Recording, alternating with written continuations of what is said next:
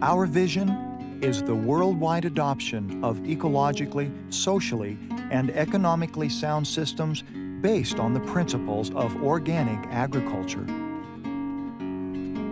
Health, ecology, fairness, and care. This means growing food in a way that sustains the health of people and the planet, that nourishes living ecological systems and cycles, that builds relationships, ensuring fairness both among people and in their relations to other living beings, and also protects and cares for the health and well-being of current and future generations as well as the environment.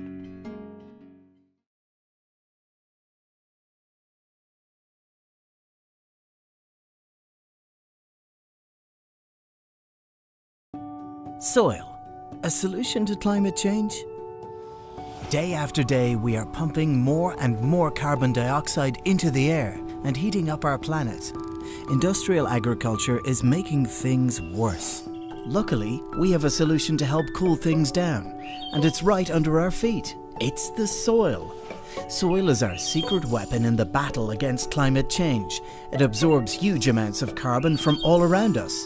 In fact, it already stores 3 times as much as the atmosphere and 5 times as much as forests. Managed in harmony with nature, it has the potential to store much more.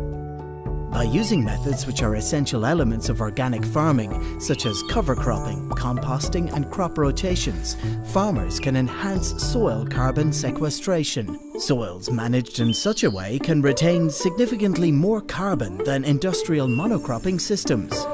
There are a lot of ways to increase soil organic carbon levels.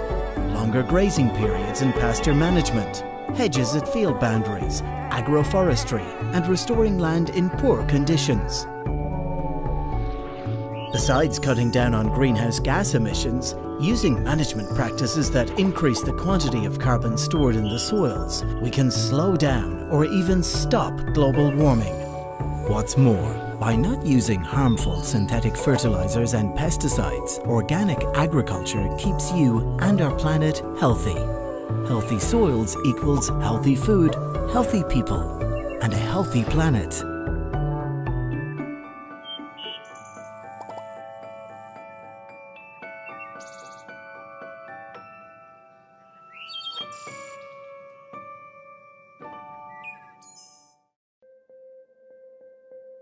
You're waiting for the rain now. Also. Yeah, we are waiting for the rain.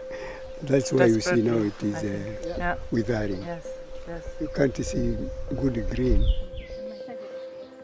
We're experiencing a lot of drought in Kenya. Last year the rains failed. We didn't get the long rains in August. The September short rains failed completely. So because of that, we don't have a lot of food in Kenya. But on our farm, I need to be honest to say that we have been affected to an extent. But what we have, we still have some produce to sell. And how this has been possible is because we have good soils.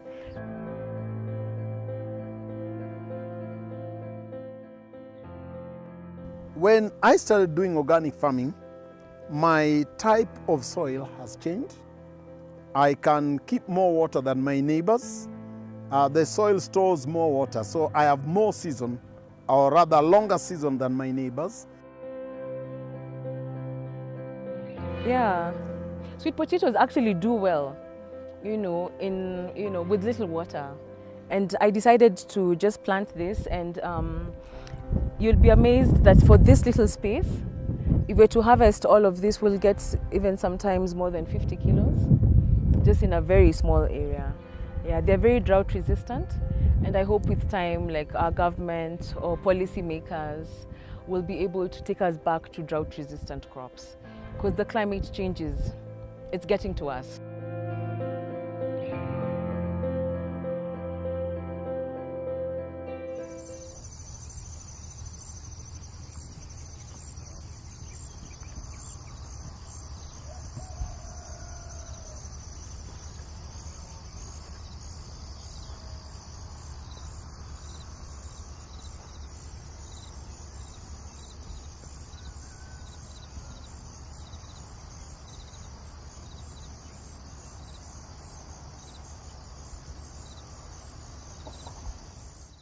Dear friends, today I would like to share with you my understanding on the principle of health of organic agriculture. When people talk about the health, they are usually regarding to the health of human beings.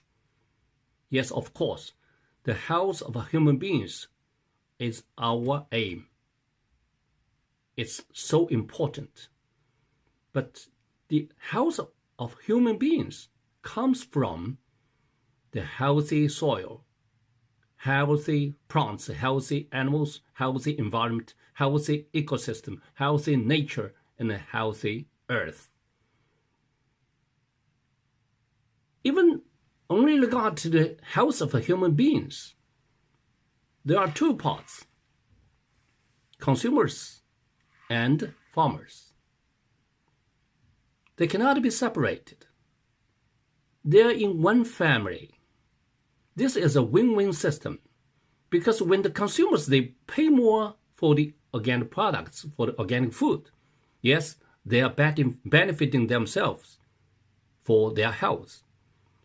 But of course, they are also benefiting the nature, the animals, the plants, the soils. And exactly, they are benefiting the farmers for their health. You see, the farmers, when they apply chemicals in their fields, the chemicals, the contamination they get is hundreds and thousands times more than what the consumers they take from the residues of their food.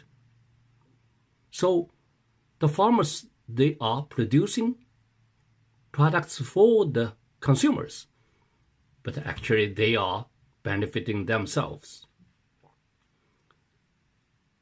There is something saying one family, two systems.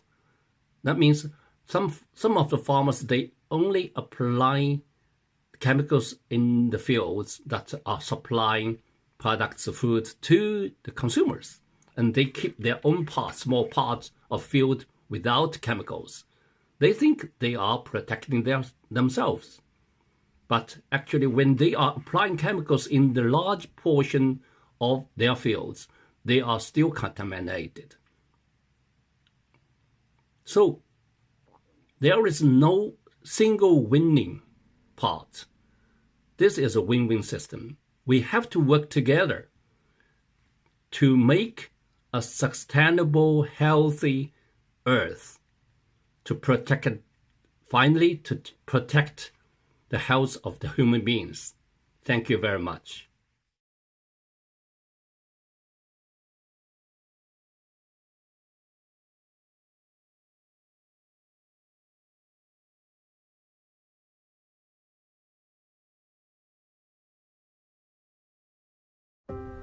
Let me tell you a story about birds.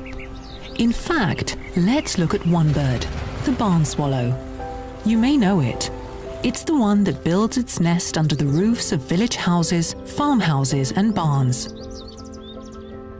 Bird populations, such as swallows, give us a good indication of how well our environment is doing. And how is it doing? Well, the fact is, it's not doing so great. Bird life is in decline. Industrial agriculture is changing our landscape and killing insect life, an essential food source for birds. And this helps explain the 30% reduction in the swallow population over the last decade. As we speak, Spain is losing about 500,000 swallows each year. But we can change this by choosing to buy more organically grown food and supporting farmers who farm in a biodiversity-friendly and sustainable way. Agroecological practices such as organic offer a wide range of pest control solutions. It's not just pulling the pesticide trigger. This is why organic farms are teeming with wildlife and offer birds both nourishment and a place to nest. In return, birds can help farmers control pests naturally. Love nature? Choose local, seasonal, and organic.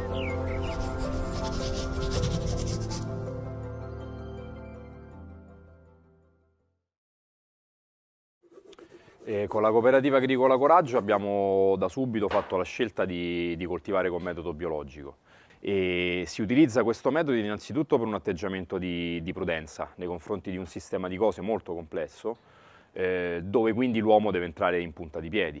Utilizzare un sistema biologico significa valorizzare al meglio le risorse che si trovano già in campo, innanzitutto. Non apportare fonti di energia dall'esterno, non intervenire in modo aggressivo per il controllo degli parassiti piuttosto che delle erbe spontanee, ma cercare di far convivere tutti i sistemi, diciamo tutti gli elementi di un sistema complesso come quello agricolo insieme, cercando di far sì che si valorizzino a vicenda. Per questo non utilizziamo concimi di sintesi, non utilizziamo veleni che altrimenti poi finirebbe che mangeremmo come pesticidi e quant'altro e cerchiamo di, semmai, trattare bene il suolo facendo sì che il suolo da solo trovi un equilibrio e riesca a essere nutriente, accogliente per le piante che poi l'uomo consuma.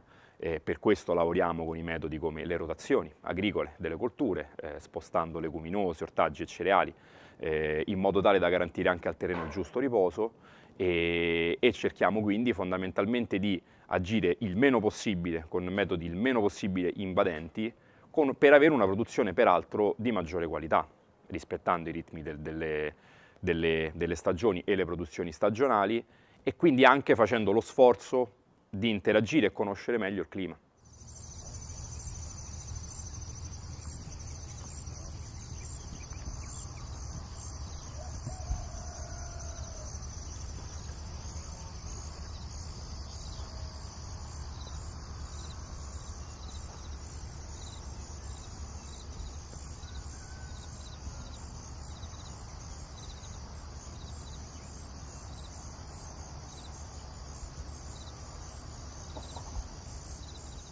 My topic today is biodiversity and ecosystem services, one of the 4 key principles of organic agriculture, actually. The relevance and extreme importance of biodiversity, both below and above ground, does hardly to have to be re-emphasized, I think, in this group of people. But not only for its intrinsic value as source of resilience and potential for adaptation to changes, to changes, such as climate change, but also as the backbone for ecosystem services, which depend on the very availability of this biodiversity. Healthy soils are alive with all forms of life on Earth, as we know. From bacteria, fungi, viruses, nematodes, and up to small mammals, all key to assure that the soil ecosystem can handle the increasing physical and also biological stresses, which we all know are coming up, and also provide ecosystem services such as nutrient cycling, water holding, carbon sequestration, this among others.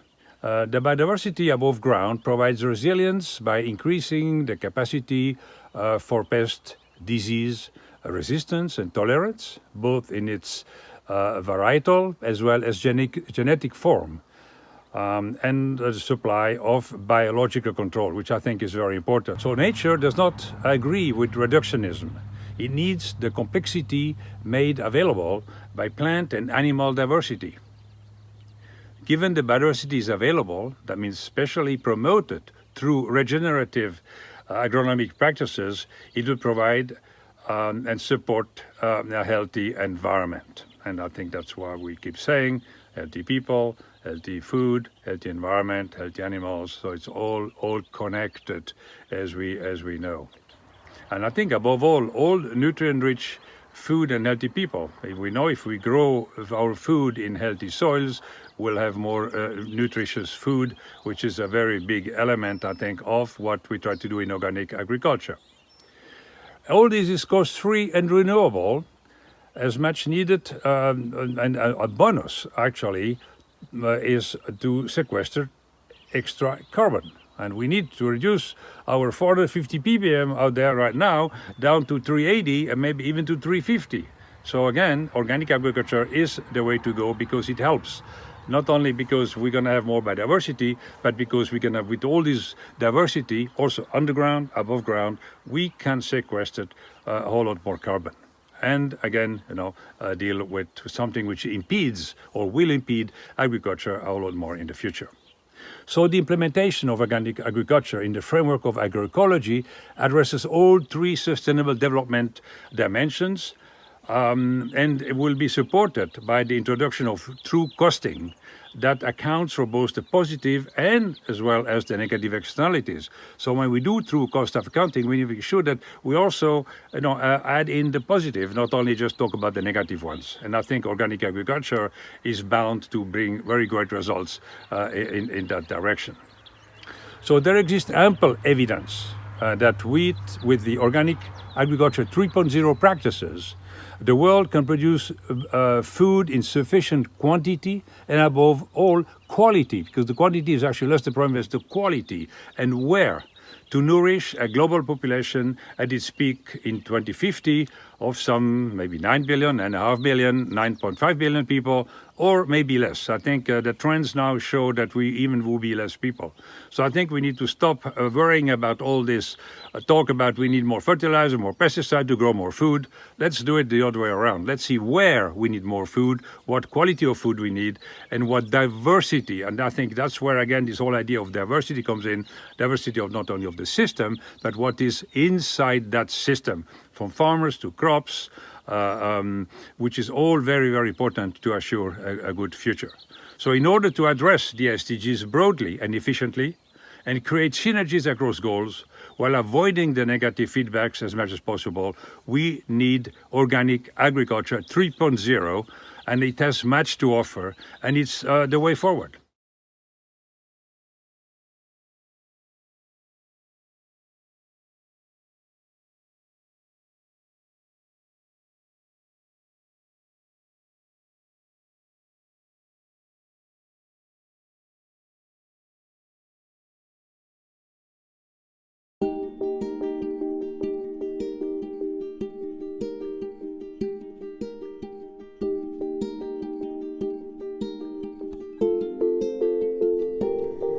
ค่อยซื้อป้าบัวจันทร์เฮืองวิไลค่อยอาศัยอยู่บ้านยอนเมืองแปกแขวงเสียงขวางประเทศลาวค่อยได้อยู่กับครอบครัวแล้วมีลูกนำกัน5 คนปัจจุบันเขาใหญ่หมดแล้วค่อยกับครอบครัวได้พร้อมกันเฮ็ดสวนทั่วๆไปมีเนื้อที่ประมาณ 1,300 ตารางเมตรปัจจุบันแม่นค่อยเฮ็ดระบบอินทรีย์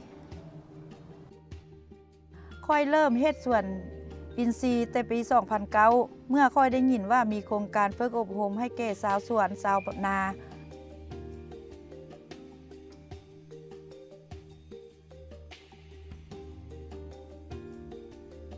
ตลาดค่อยแม่นขายเพียงแต่กลุ่มชาวสวนที่นำใช้ระบบกวดกายั่งยืนที่มีส่วนร่วม PCS แม่นระบบการยั่งยืนแบบมีส่วนร่วมพวกเฮายั่งยืนต่อลูกค้าว่าพืชผักอาหารที่พวกเฮาขายได้ปลูกแบบกสิกรรมอินทรีย์แท้สำหรับชาวสวนพวกเฮาแม่นช่องทางที่ดีหลายเพื่อรู้ว่าลูกค้าพวกเฮาและลูกค้าทั่วๆไปได้ยินว่าแม่นอินทรีย์แล้วข้าเจ้าก็ยอมจ่ายราคาแพงกว่าผักทั่วไปข้าเจ้ารู้ว่าผักพวกเฮามีผลดีต่อสุขภาพบ่มีผลกระทบ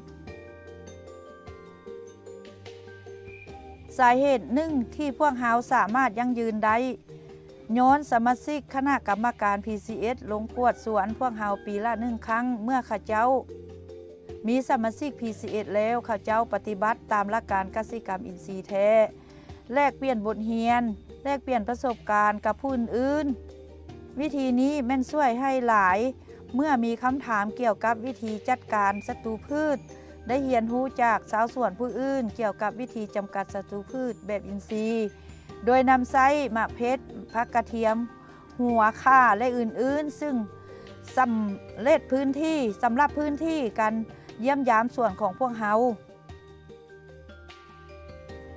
ได้ประมาณพวกเฮาได้กวดกาประมาณ1 ครั้งต่อปีสำหรับชาวสวนแต่ละคนซึ่งเฮ็ดให้พวกเฮาเพียงพอต่อการกวดกาเห็นว่าพวกเฮาปฏิบัติได้ตามมาตรฐานแต่เฮ็ดให้พวกเฮาปรับปรุงการปฏิบัติ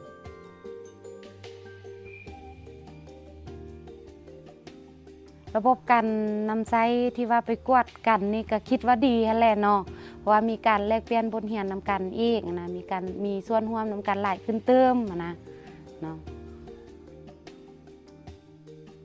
สามารถรักษาไว้ได้ดนอีกอย่างหนึ่งปัจจุบันนอกจากการขายอยู่ท้องตลาดแล้วค่อยยังได้บริการการส่งนำถึงที่พวกเฮาได้มีรถคันหนึ่งเพื่อส่งถึงที่สำหรับผู้สั่งได้ราคาประมาณ 50,000 ขึ้นไประยะทางประมาณ5 กิโลเมตรหลายคนจะเข้าร่วมในการซื้อผักของค่อยเมื่อได้มีโอกาสค่อยก็ได้มีการบริการให้พวกเขาเจ้ามีบางคนก็มาซื้อกับส่วนของค่อยโดยกงพวกเขาสังเกตเห็นว่าค่อยปลูกอย่างแด่ในสวนและได้ซีบอกว่าเขาต้องการพักอย่างแด่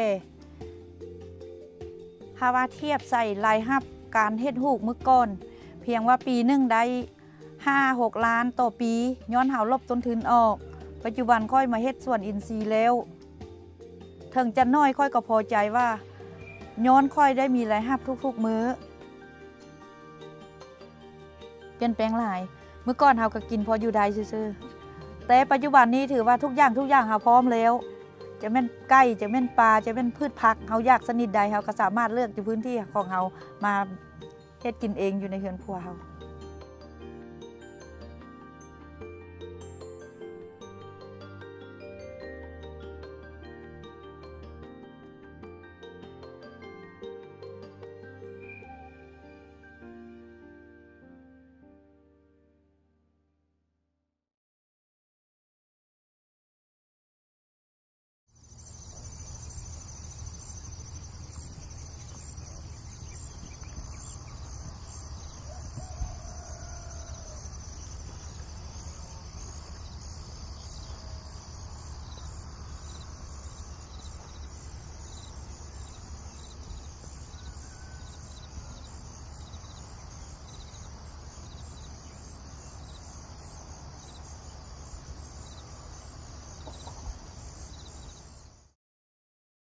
Brothers, sisters, comrades, and fellow seekers, good morning.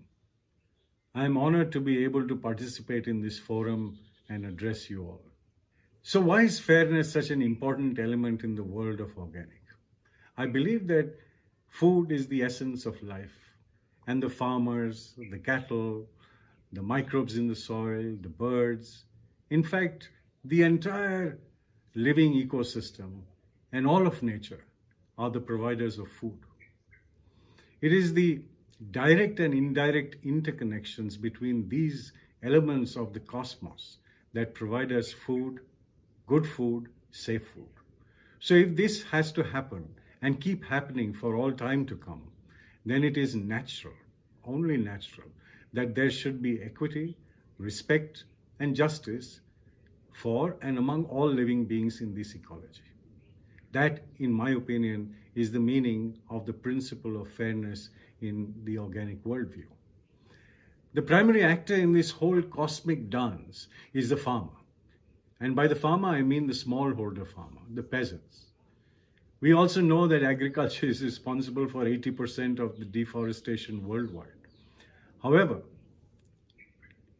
this is not caused by the farmer I'm talking about. This is caused by the large industrial forms of agriculture that have no respect for life on earth, no space for equity or justice for any living being who inhabit this beautiful world of ours. In this reality, the small farmers, on the other hand, who grow most of our real food and bear all the risks, are slowly and steadily being erased from the story of agriculture. They who believe that the soil is their mother are becoming redundant in this paradigm of economics where growth is not only indispensable but also infinite. Traditional agriculture has always practiced equity and justice for all living beings, where trust in life is an integral part of the farmer's worldview. Yet, the peasant in India today and possibly the world over is the lowest paid worker. When they remain organic or turn organic, they actually honor us. They honor the earth. They honor the cosmos. They honor the denizens of this world. It becomes imperative then that the rest of the non-producers of food respect these farmers by not taking away their right to a good life, that they are compensated for all the risks they take to provide clean and safe food while trying to maintain the ecological balance of a world increasingly being affected by climate change. That the earth is respected and compensated for all that we take from her. That the animals are respected and compensated for their services to the ecosystems. The principle of fairness is all about building strong, cordial, cooperative, honest, and respectful relationships.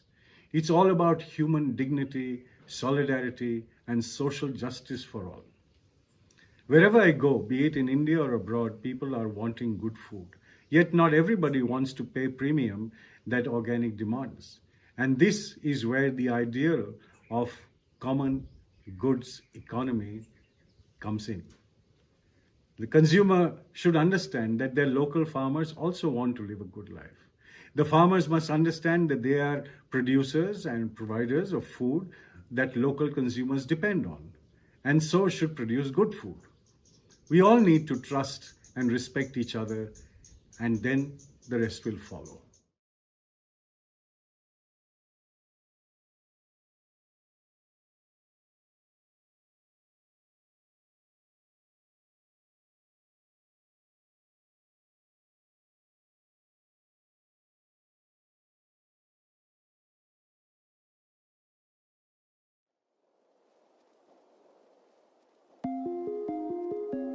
I ended up in a field in North Dakota that actually belonged to a fellow by the name of Gabe Brown.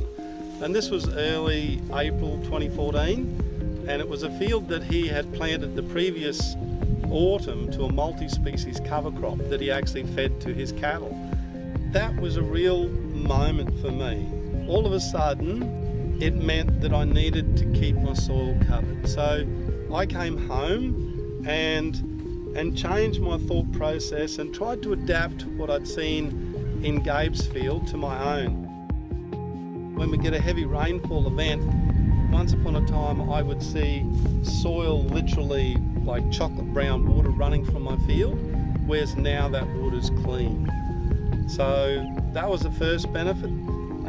The second benefit is a reduction in the necessity for synthetic forms of fertiliser. So I've been able to significantly reduce the amount of nitrogen in particular and phosphorus that I've been applying to my fields.